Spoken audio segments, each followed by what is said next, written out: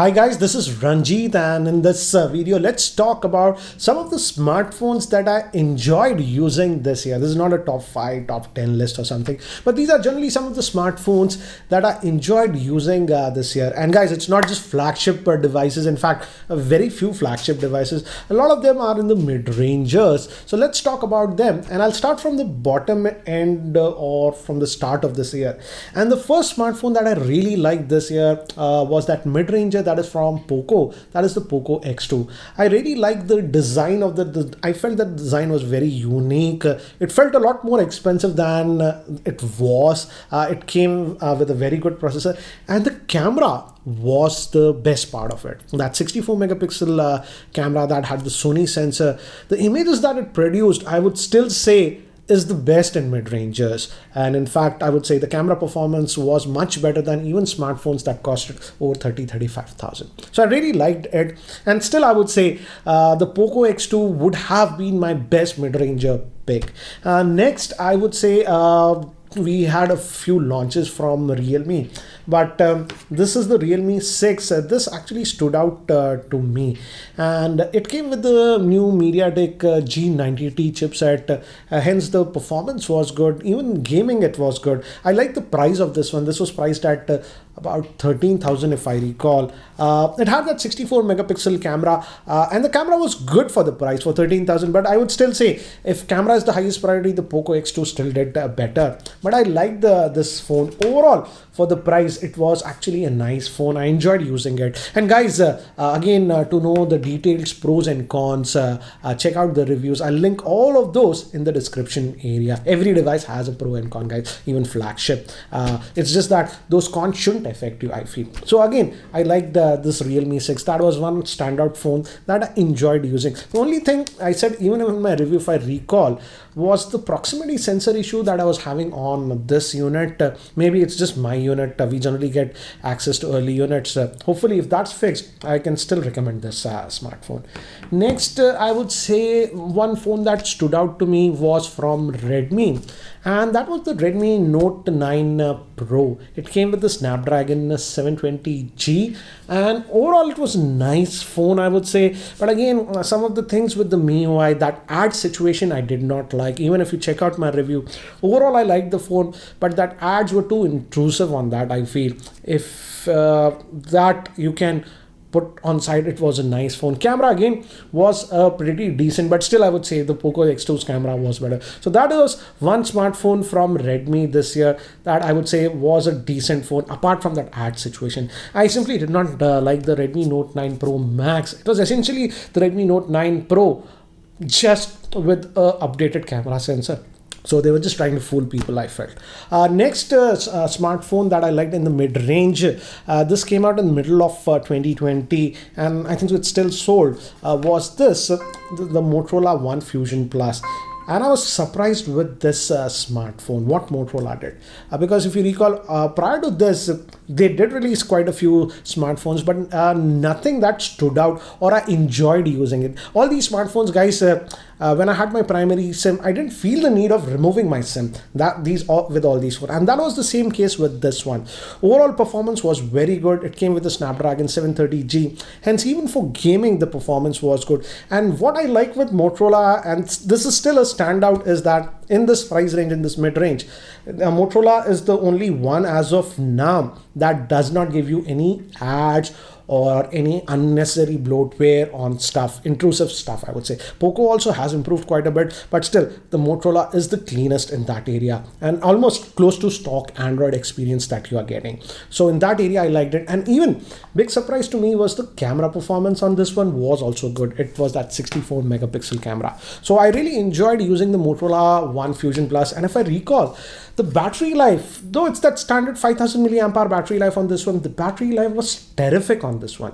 Amazing, 9 to 10 hours of SOT I was getting on this one. So that way it surprised me. So this was a very good phone that I liked. The only thing is that you still have that physical fingerprint scanner on this one. So this is the one that I enjoyed. Now if we talk about Samsung, the one phone that I liked by Samsung was the Samsung Galaxy M51. This is the one. Standout features is that this came with the Snapdragon 730 processor, and it also actually has the AMOLED screen. I know many people want an AMOLED screen, so this actually came with the AMOLED screen. And the biggest USP of this one was that 7000 milliamp hour battery. And still I would say, though it has that 7000 milliamp hour battery, it doesn't feel like a brick. So I can recommend this phone for people who actually always are anxious about battery life, very heavy users. You can go with this one. And on the bonus part, the camera was also actually good on this one. So that was one phone that I enjoyed. And apart from that, in the 25,000-30,000 or something, nothing actually stood out to me. If you are a selfie kind of a person, this is specific for people who are on the selfie. One smartphone that reminds me is the Vivo V20 Pro. The selfies that came out with that one was actually really good. So if you're on that Instagram and stuff, take a lot of selfies, that is the one. But apart from that, nothing. And the next smartphone that I liked this year was the OnePlus 8T. Yes, I know I'm banned by OnePlus, but again, this is my frank opinion that I like that phone in that price range. And the reason for that is that around that price range of about 42,000-45,000, nothing actually comes close to the OnePlus 8T. It's no way a perfect phone. In fact, I would say in camera, OnePlus is artificially gimping it, because if you guys recall, you saw my camera comparison with the Samsung Galaxy S20 FE. The FE's camera was far better compared to the OnePlus 8T. But the big advantage of the OnePlus 8T is that they went with the Snapdragon processor, and you know the performance of Snapdragon 865, very stable and stuff. So overall, I would say if you have a budget of around that 40 to 45,000 or something like that, still I would say OnePlus 8T is my pick. No way it's a perfect phone. Watch my review for the pros and cons. But overall, I would say that was, if only Samsung in the Galaxy S20 FE would have given the Snapdragon processor, this would have been much better. But what we get in India is the Exynos variant, and it has heating issues and that battery drain. Next, and this is a specialty kind of a device, and I enjoyed quite a bit using it, is this Asus ROG Phone 3. And I liked it because of the 8 triggers. It's a gaming centric phone. So again, a specialty phone, but if you are sort of a gamer, I liked using this phone. So I enjoyed it quite a bit, I would say. But I missed the fact that now on the ROG Phone 3, they removed the 3.5mm headphone jack. So that was a disappointment. Now moving to smartphones on slightly higher budgets, I would say sort of premium devices. Here, the first one that I liked is the new iPhone 12. I would say Apple has done a really nice job. The new design is actually, I like the new design, and now it's finally coming with an AMOLED screen instead of the LCD screen that generally Apple puts. And I enjoyed using the iPhone 12. I can recommend it. Well, I was just testing and using it. I had no problems with that one. In fact, again from Apple, I also enjoyed using the iPhone 12 mini. So if you always wanted that small compact form factor of a device, and budget is not a criteria. There are some people I know for whom budget is not a criteria, but they want a powerful small compact phone. You can look at the iPhone 12 mini. I thoroughly enjoyed using that device. In fact, I would say I enjoyed it more than the iPhone 12. But I feel the iPhone 12 screen size is more practical to a lot of you. But if you want that small compact form factor, I like the iPhone 12. One phone I'm completely missing, sorry guys, that I really enjoyed using it, this is again in the mid-range, was the Pixel 4a. Again, it was very compact. Yes, it didn't come with the fastest processor or something, but the performance of that was actually good. The camera was pretty good, rear facing camera. Front facing was average, but overall I liked using the Pixel 4a also. Right now I think so they have increased the price. Earlier it was close to about 30, now it's about 32. But if you are okay with that slight premium, you want that stock Android experience, I really enjoyed using the Pixel 4a. Even the Pixel 4a, though it's a very small size phone, the battery life on that was also terrific, so I enjoyed it. So again, on Android, if you are looking for that compact size phone, I would say Pixel 4a would be my pick. Completely forgot. I really enjoyed using that device.